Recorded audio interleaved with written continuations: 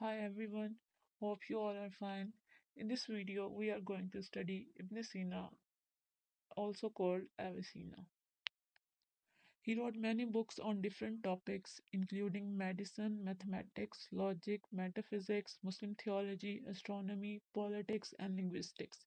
His book on medicine was used in European universities for more than 5 centuries.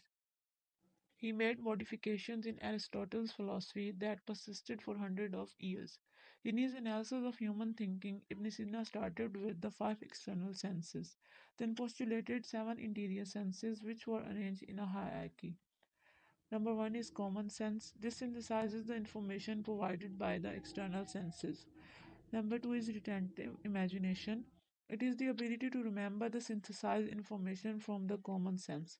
Number three is composite animal imagination. And number four is composite human imagination. Both of these allow animals and humans to learn what to approach or avoid in the environment.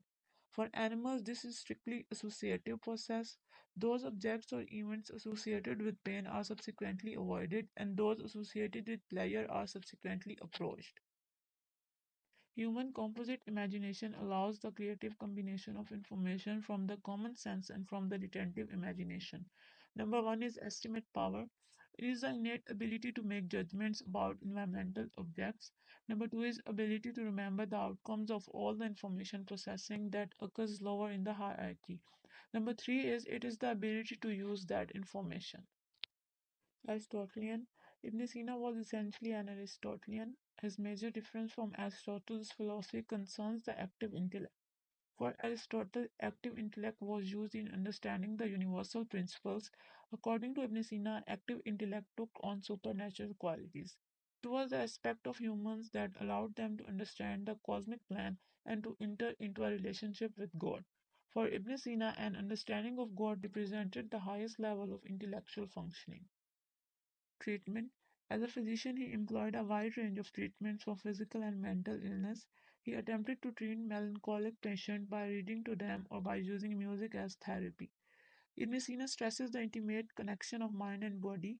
Ibn Sina holds a form of radical dualism. The soul and body so close that it may affect even the intellect. All the other psychophysical acts and states have both aspects, mental and physical. Mental influence. The material side of nature is both pervaded and overshadowed by its mental and spiritual side, even though, as a medical man, he is keen to preserve the importance of the physical constitution, especially in the case of the character of the emotions and impulses. His medical art helped him to gauge the extent of mental influence on apparently bodily states. At the most common level, the influence of the mind on the body is visible in voluntary movement. Whenever the mind wills to move the body obeys. In his detailed account of animal motion, Ibn Sina has enumerated four stages: imagination or reason, desire, impulsion, and movement. He says not every desire can move to action, but only when it is impulsive, whether consciously or unconsciously. Second level of the influence of the mind on the body is of emotions and of the will. Ibn Sina tells us from his medical experience that actually physically sick men, through sheer willpower, can become well, and equally healthy men can become really ill under the influence of weakness and obsession. He says if a plank of wood is put across a well trodden path, one can walk on it quite well, but if it is put as a bridge and down below is a chaos, one can hardly keep over it without an actual fall. This is because he pictures to himself a fall so vividly that the natural power of his limbs accord with it. Strong emotions like fear can actually destroy the temperament of the organism and result in death. Soul. The soul is strong enough it could produce cure and illness even in another body without instruments. And here Ibn Sina produces evidence from the phenomena of hypnosis and suggestion. The soul becomes exclusively attached to one body. It can transcend its own body to affect others. Ibn Sina accepts the reality of such phenomena as the evil eye and magic in general. Ibn Sina also explains phenomena like magic, suggestion, and hypnosis, and in general the influence of one mind on other bodies and minds on these lines by referring them to the properties of the influencing mind. Perception. The great keystone of Ibn Sina's doctrine of perception is his distinction between internal and external perception. The external perception is the operation of the external five senses. Ibn-Sina also divides the internal perception formally into five faculties. His chief aim is to separate the different functions on a qualitative basis. His doctrine of the internal senses has no precedent in the history of philosophy. The first internal sense is sensus communis, which is the seat of all the senses.